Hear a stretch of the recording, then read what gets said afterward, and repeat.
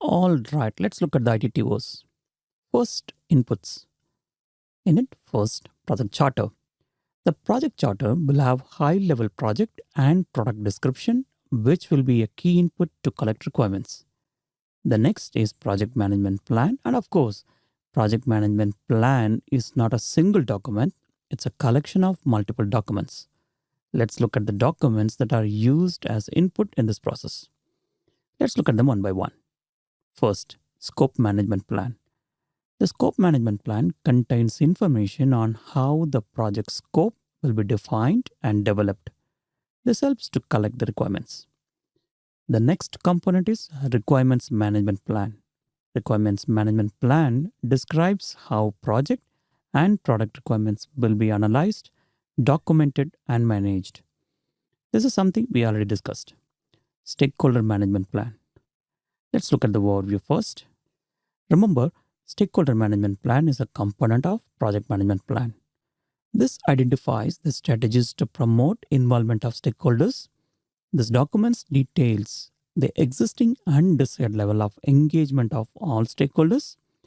Stakeholders engagement plan contains all the information about the stakeholders, including sensitive information such as stakeholders' attitude and personalities, obstacles or challenges related to working with them.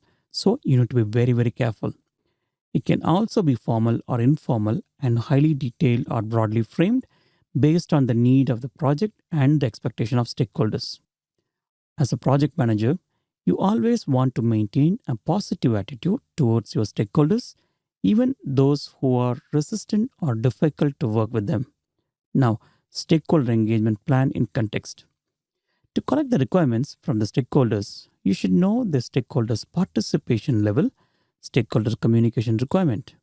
Stakeholder engagement plan will have all this information. Project documents. In fact, there are 33 project documents are there under project documents category. We had already gone through the list. Now, let's look at the project documents that can be used as input in collect requirements. Again, this is not the complete list. We are looking at what can be helpful as input in this process. Assumption log. The assumption log will contain identified assumptions about product, project, environment, stakeholders, and other factors that will influence the requirements. The assumption log documents known stakeholders' assumptions that are related to product and project requirements. During collect requirements, new assumptions are added and existing assumptions are refined. By the way, where are these existing assumptions from? Because we are doing it for the first time, right? I hope you remember that business case and project charter will have high level assumptions. Those assumptions get added here. Lessons learned register. First, the overview. Lessons learned register is an archive of past records, historical information, and effective practices. The lessons learned register may record challenges, problems, realized risks and opportunities, or other content as appropriate in the project across the organization. Lessons learned register contains information about what data work, what did not work. Sometimes those information or knowledge may be directly applicable to the current project as well. The basic idea here is why to reinvent the wheel. Do not make the same mistake that was done in the past. Learn from the mistakes, apply those lessons learned. Now, lessons learned register in current context. The lessons learned register is used to provide information on effective requirements collection techniques, especially for projects that are using an iterative or adaptive product development methodology. Stakeholder register. Let's start with the overview. Stakeholder register contains information about identified stakeholders that includes, but not limited to, identification information such as name, organizational position, location and contact details, and role on the project. Assessment information such as major requirements, expectations, potential for influencing project outcomes, and the phase of the project lifecycle where the stakeholder has the most influence or impact. Let's look at the classification of stakeholders. Internal or external, based on impact, influence, power, or interest, based on directions such as upward, downward, outward, sideward, or any other classification model chosen by the project manager. Now, stakeholder register in current context. The stakeholder register is used to identify stakeholders who can provide information on the project requirements. It also captures requirements and expectations of the stakeholders. Remember, the project charter will have high-level list of stakeholders, their requirements, and their expectations.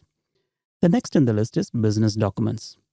Out of two business documents, the business case describes required, desired, and optional criteria for meeting the business needs, which can influence the correct requirement process. Agreements.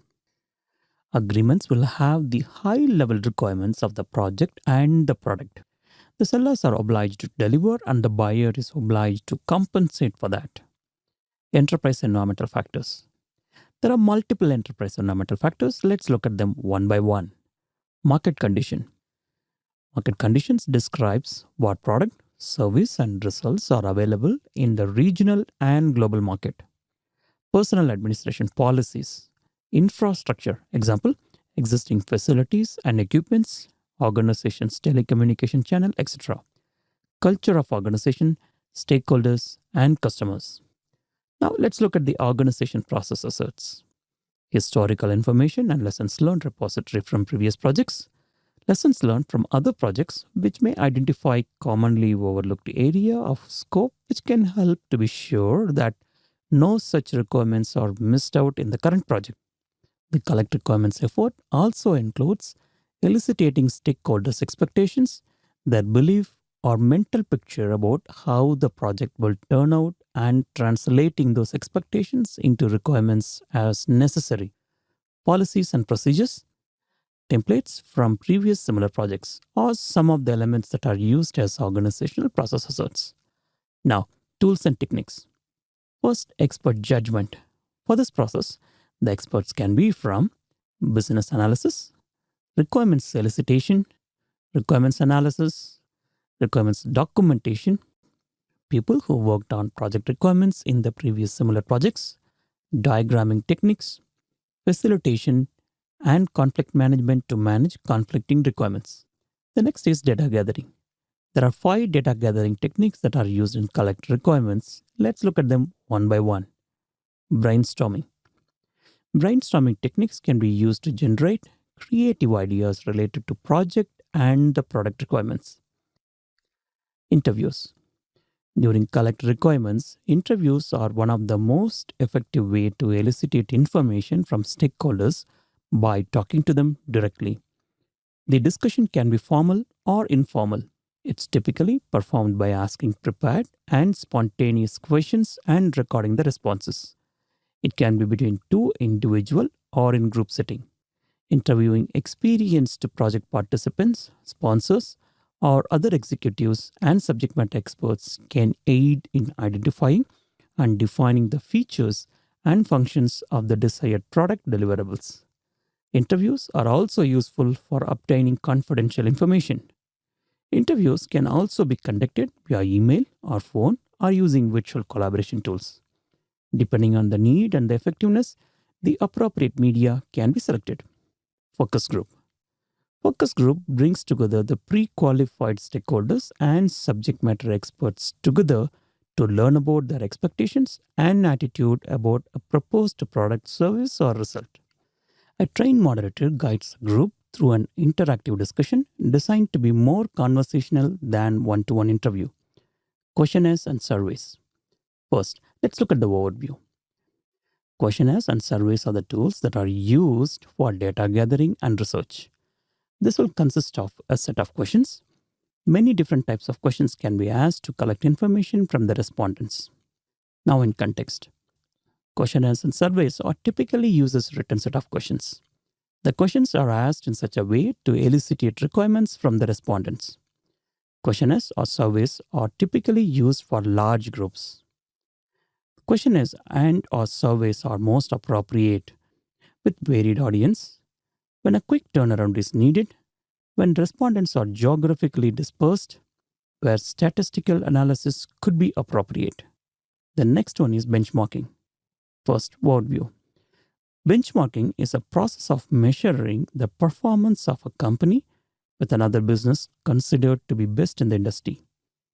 For example, a car manufacturer compares the fuel efficiency of his sedan type car with another sedan type car of similar segment of the competitor. On a lighter note, it's like you compare your salary with your friend's salary who work in the similar industry or domain. The performance measurement could be on company's product, service, or process. The objective of benchmarking is to identify internal opportunities for improvement. By studying other companies' superior performance, you can understand and break it down what makes such superior performance possible. You might compare the process methods, procedures, etc. After benchmarking, you might want to implement the changes that yields results. It could be tweaking the product's feature so that it will be more closely matched with the competitor's offering, changing the scope of service you offer, etc. By the way, very, very importantly, the organizations that are compared during benchmark can be internal or external. What do I mean by internal? You can compare your team's performance with a similar other team's performance. All right, benchmarking have its own advantages and drawbacks. So let's look at them. First and foremost, as a guest, this stops team's creativity because the focus will be more on studying solutions that have been used somewhere else rather than developing new and innovative ideas. Secondly, benchmarking can be very, very time consuming and costly. Now, in context, in collect requirements, you benchmark the planned products, service, or results that the project is intended to deliver with your competitor. Data analysis. Document analysis is the only tools and technique that is used in collect requirements under data analysis. Let's look at it. First, a social overview. In simple terms, going through the document, that is reading and understanding the document, is called document analysis. I know I have super simplified the definition, but it's all about reviewing and assessing the documented information. This helps to gather information, supporting details, and other relevant information about the topic. This may be done by the project management team or by the project team members.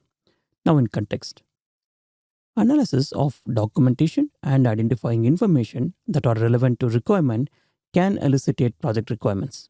There may be wide range of documents that may be analyzed to help elicit relevant requirements such as business plans, business process, business rules repositories, regulatory documentation such as law, codes, or ordinates, etc., current process flow, policies and procedures, agreements, marketing literature, problem or issue logs, request for proposal, and use cases.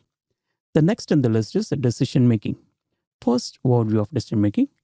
In PMBOK guide, there are three primary decision making techniques that are discussed. They are voting, autocratic decision making, and multi-criteria decision analysis.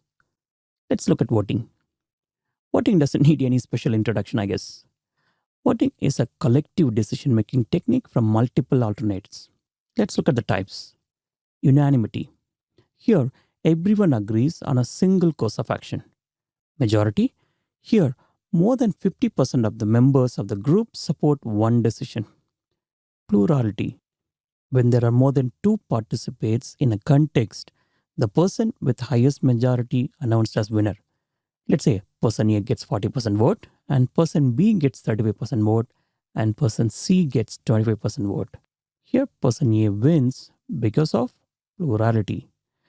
Here the decision is reached whereby the largest block in the group decides the winner even if majority is not achieved.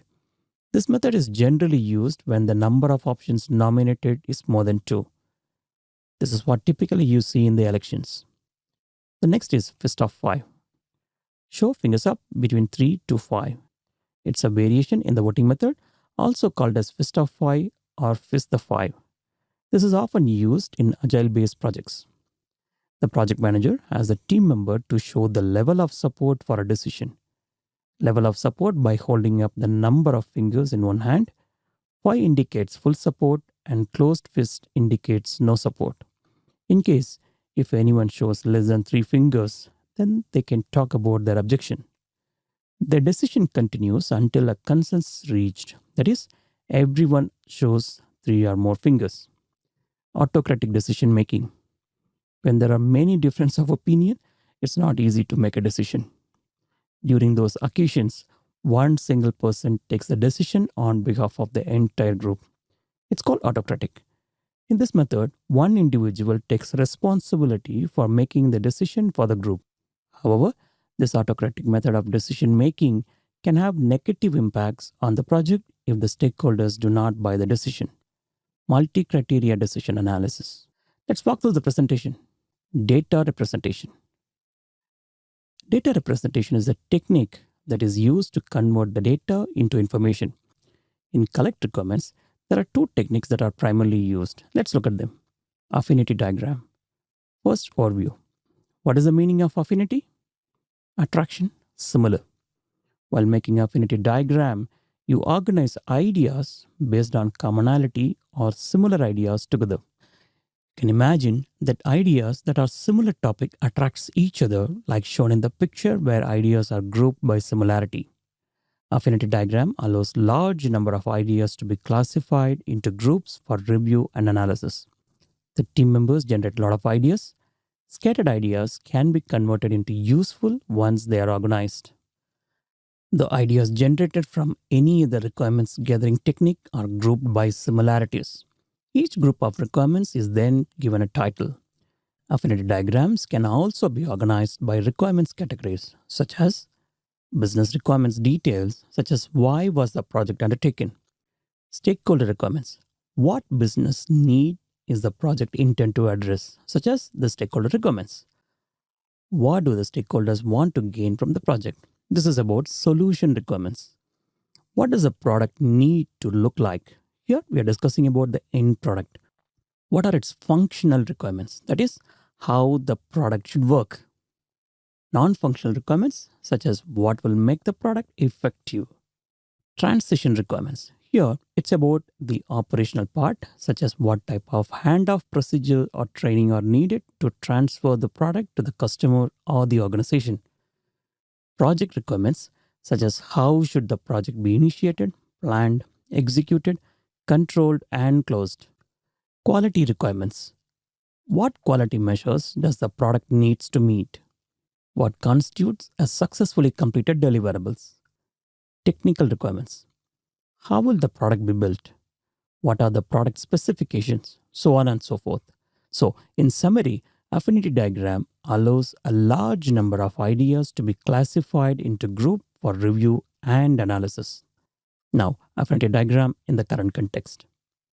While collecting the requirements from many different stakeholders, obviously they will be random by topic and scattered across. Affinity diagram can be used to categorize those requirements into various categories to bring commonality between the requirements. Requirements of specific category can be grouped into one. This makes it easier to sort, prioritize, review, and analyze. Mind mapping.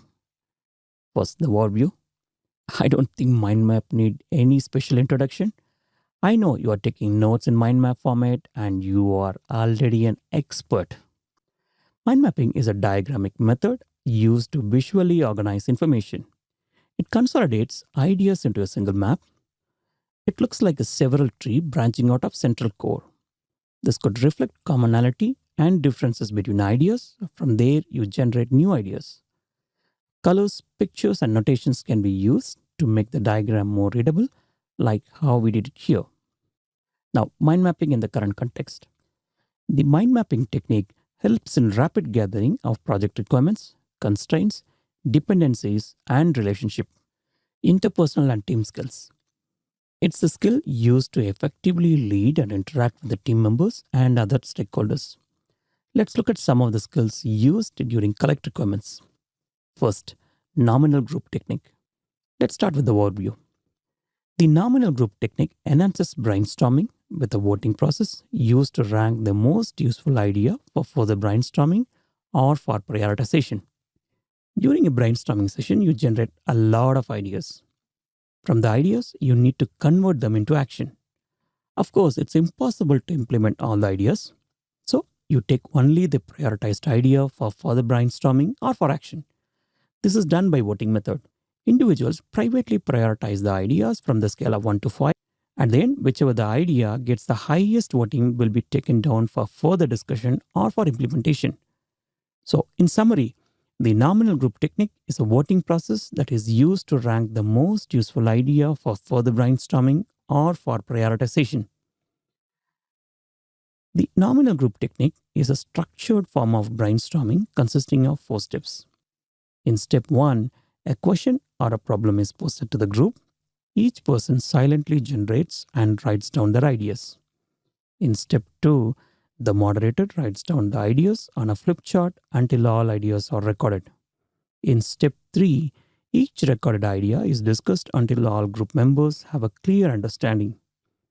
In step 4, individuals vote privately to prioritize the ideas, usually using the scale of 1 to 5, with 1 being the lowest and 5 being the highest. Voting may take place in many rounds to reduce and focus on ideas. After each round, the votes are summed up and the highest scoring ideas are selected. Now let's talk about the nominal group technique in the current context. In collect requirements, the requirements are ranked by using nominal group technique. The next is observation or conversation. Let's start with the overview. Observation and conversation provides direct view when someone performs the job or task. Now in context. In collect requirements, observation is helpful to detail the process when the user have difficulty or reluctant in articulating the requirements. This is also known as job shadowing.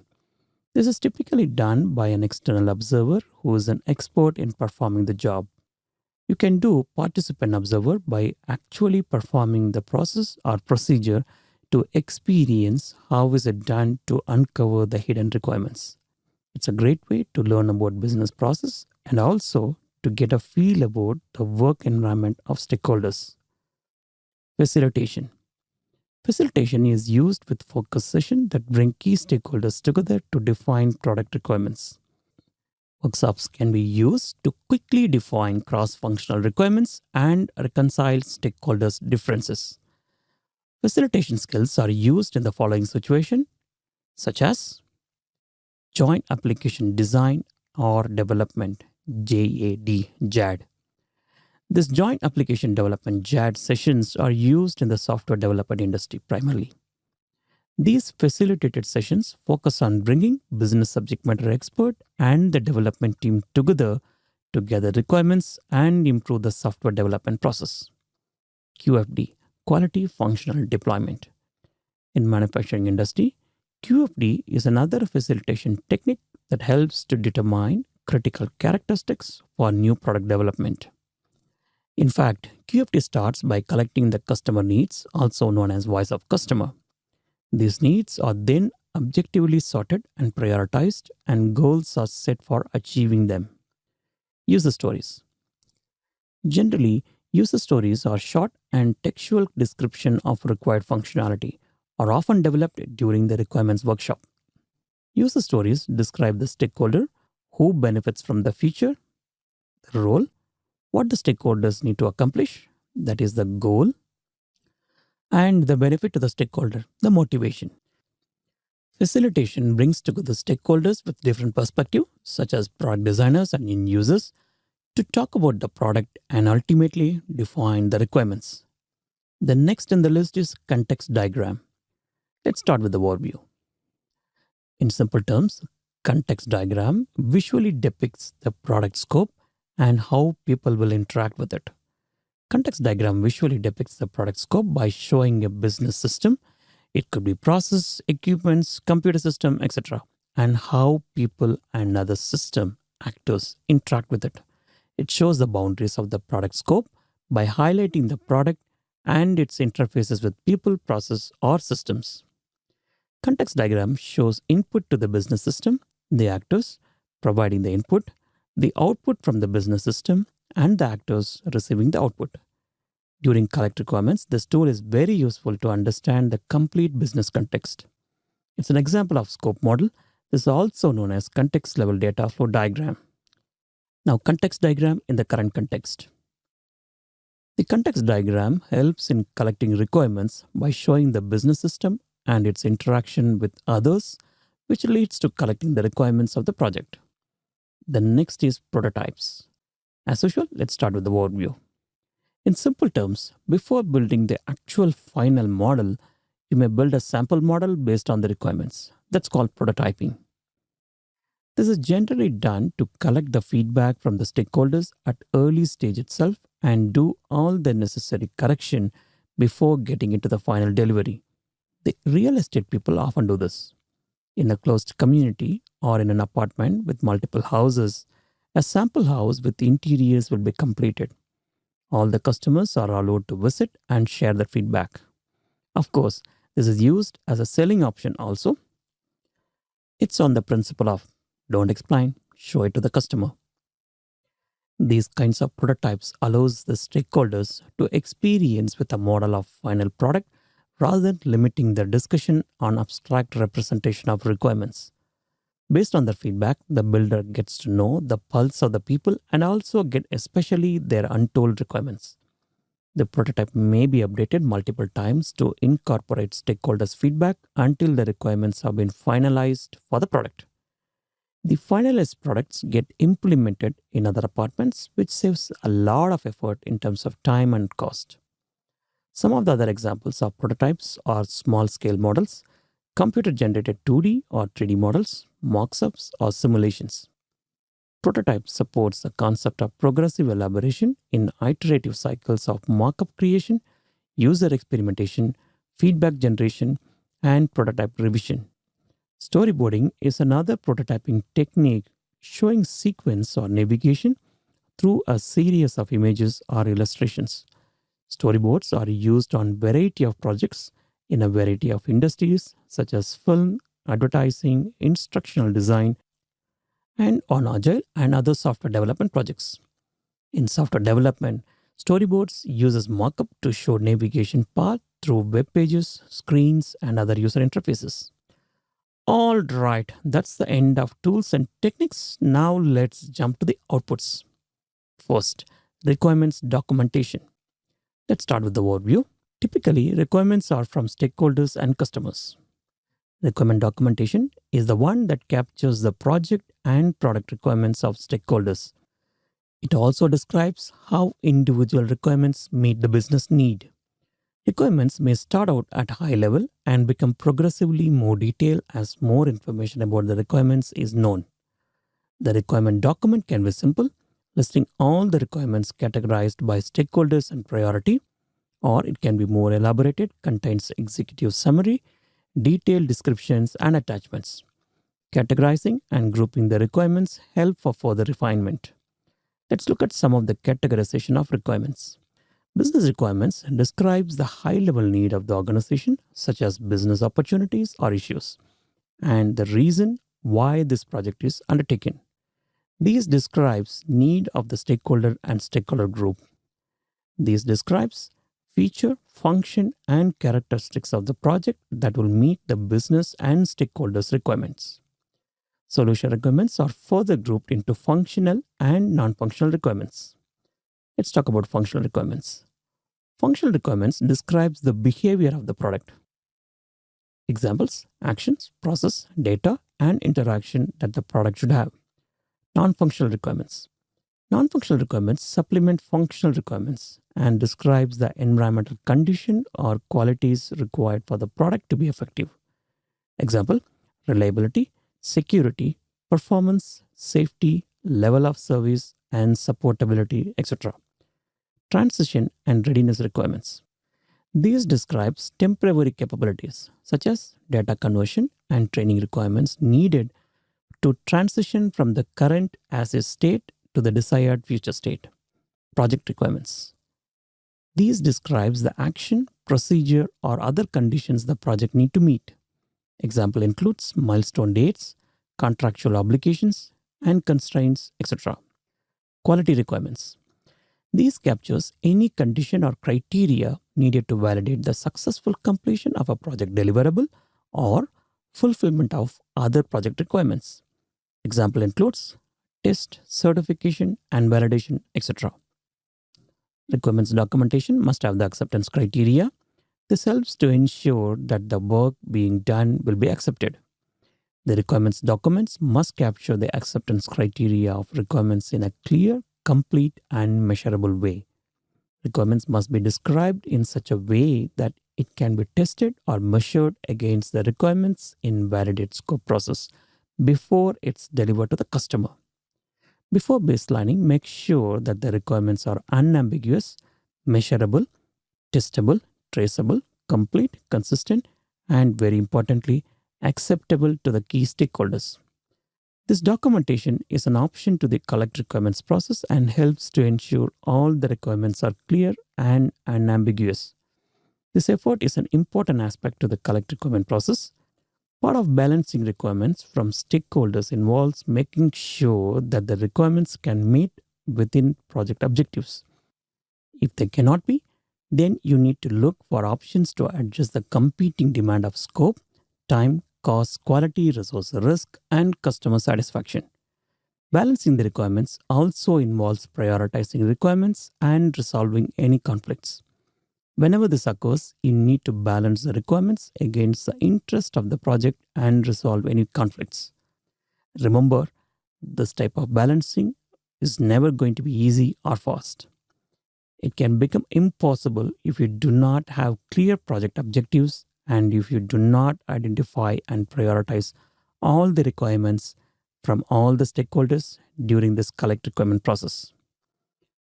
You, as a project manager, should resolve competing requirements by accepting those that best comply with, first and foremost, business case, stating the reason the project was initiated, such as market demand, legal requirements, etc. You know the list. Project charter, the project scope statement, of course, if this is available at the time of conflict. And lastly, the project constraints. After requirements have been collected and finalized, they should be documented. Requirements from stakeholders are collected and documented along with acceptance criteria. All right, the next output is requirements traceability matrix. First, the overview.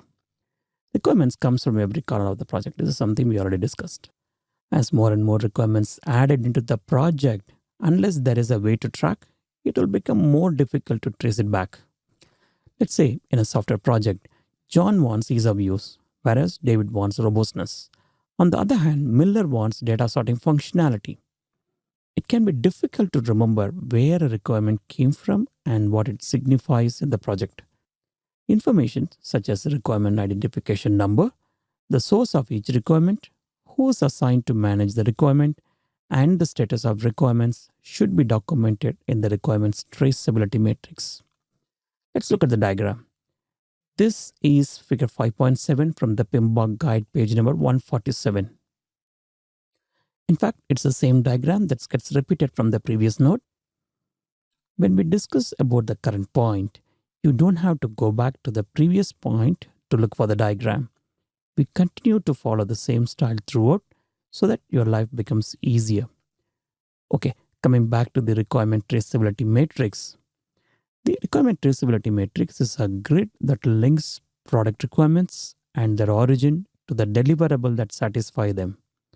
Of course, you cannot simply add every requirement to the project. The requirement should add business value. As you could see in the diagram, the requirement traceability matrix ensures that each requirement adds business value by linking it to the business and project objectives. This link helps to have a track throughout the project lifecycle and also helps to ensure that the requirements are delivered at the end of the project. In case of changes in the project, it provides a structure for managing those changes. Tracking requirements includes high-level requirements to more detailed requirements, business needs, opportunities, goals, and objectives, project objectives, project scope, and WBS deliverables. Don't worry if you don't understand what is WBS, we will have a discussion shortly. Product design, product development, test strategies, and test scenarios. These are some of the unique attributes associated with each requirements. The attributes may be an unique identifier, a textual description of the requirement, the rationale for inclusion, owner, source, priority, version, current status such as active, cancelled, deferred, added, approved, assigned, completed, and status date, etc. I know it's a long list. The point here is it totally depends on the project. You can have additional attributes such as complexity and acceptance criteria. This will help to ensure that the requirements meet stakeholder satisfaction. So, in summary, requirements traceability matrix links requirements to objectives and or other requirements, and every requirement has requirements attributes such as identification number, source, and status.